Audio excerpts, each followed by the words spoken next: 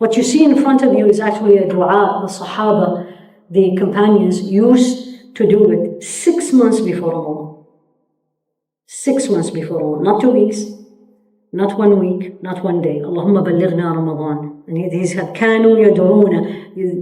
That means the companions. They used to supplicate to Allah subhanahu wa ta'ala 6 months that Allah will make them live to see Ramadan. And in it also, yuballighuna Ramadan, that also He will make us live to see it, to live it properly to the way Allah subhanahu wa ta'ala wants. Meaning, give it its due right. And 6 months after Ramadan, they supplicate to Allah to accept from them.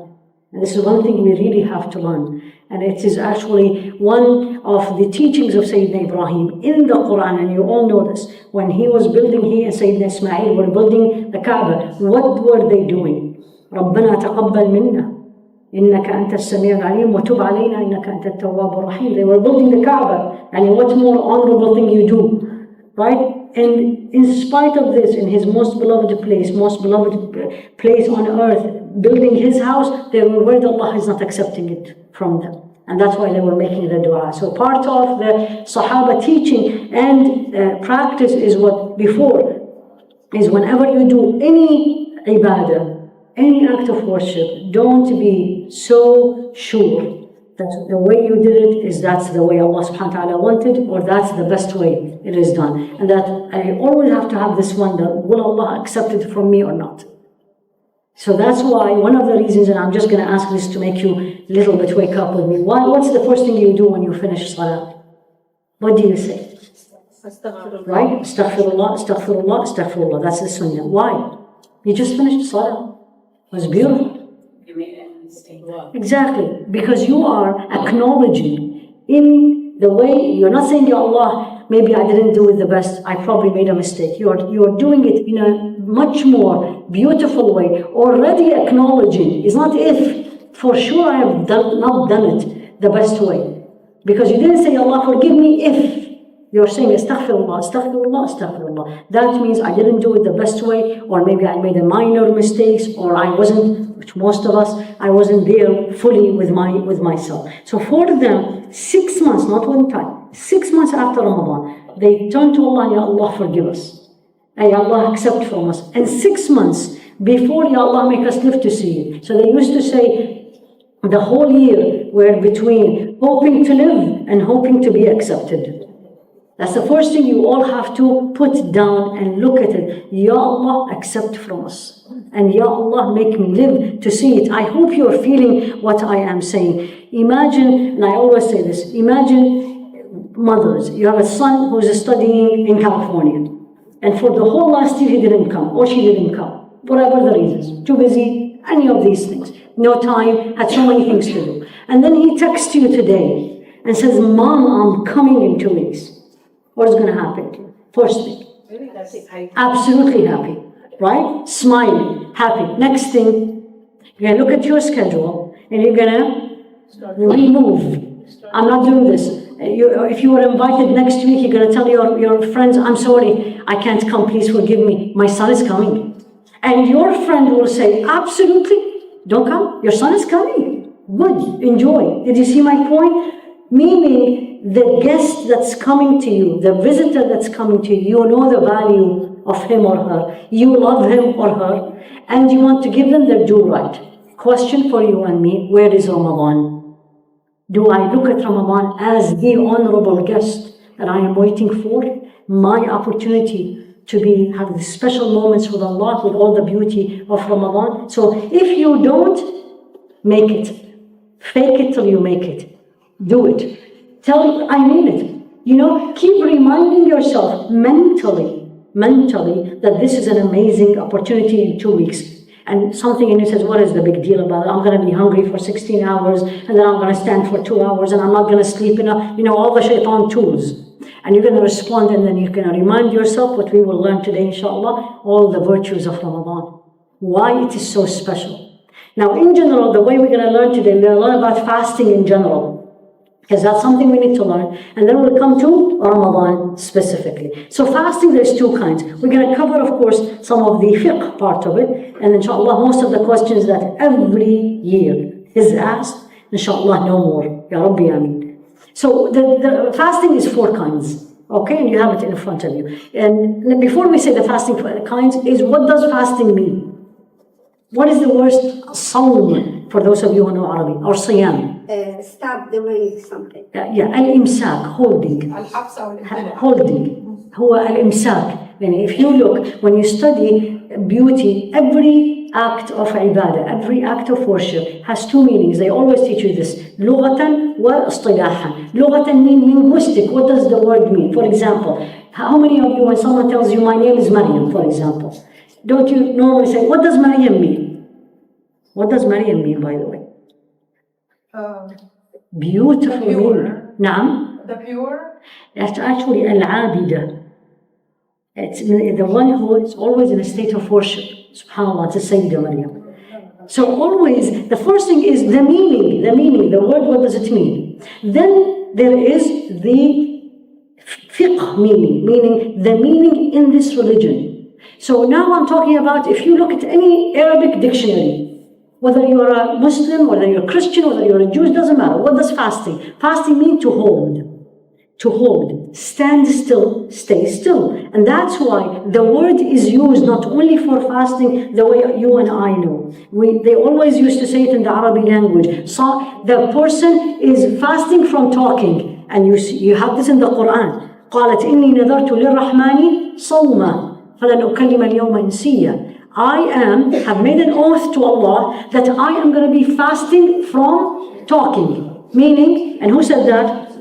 Sayyida Maryam, right? إني نذرت للرحمن صوما فلن أكلم اليوم إنسيا. Sayyida Maryam, when she got pregnant and brought Sayyidina Isa. So that means I held my tongue from talking. They say in the Arabic language, صامت الريح. The wind is fasting. Huh? What does that mean? The wind is not drinking and eating? Meaning the wind stopped. Stand still. صامت الريح. So the wind was blowing and suddenly stopped. They say صامت الشمس. The sun fasted. The same word. In the middle of the sky or the middle of the day, when the sun becomes in the zenith, stops there. صامت الشمس. صامت الخيل. That's very common. The horses fasted. What does that mean? It's drinking and eating. So when this horse is ready to move, and everything is ready, but she stopped, then she is fasting. I need you to learn this because that will remind you and teaches you and me and us. What does Allah want from me from this fasting? Because there is an external dimension of the fasting which we will cover, but there's an internal. What does He want from me? He doesn't want my hunger and thirst. So what does He want from me inside to be stand still?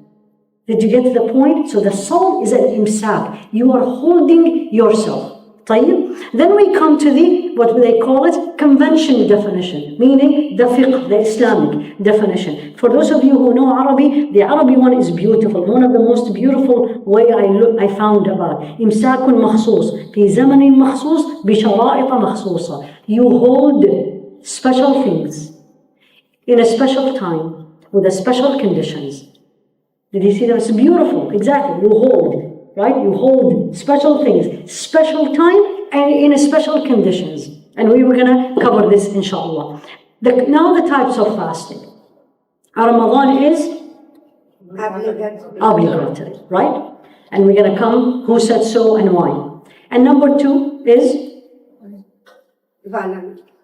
voluntary, extra, meaning Mondays and Thursdays. Right. And then you have, what's the atonement fasting? Like we fasting the 3 days in every month, like the. That's the voluntary. That's the extras. Just a second. Somebody was there. No. Well, let's give somebody else.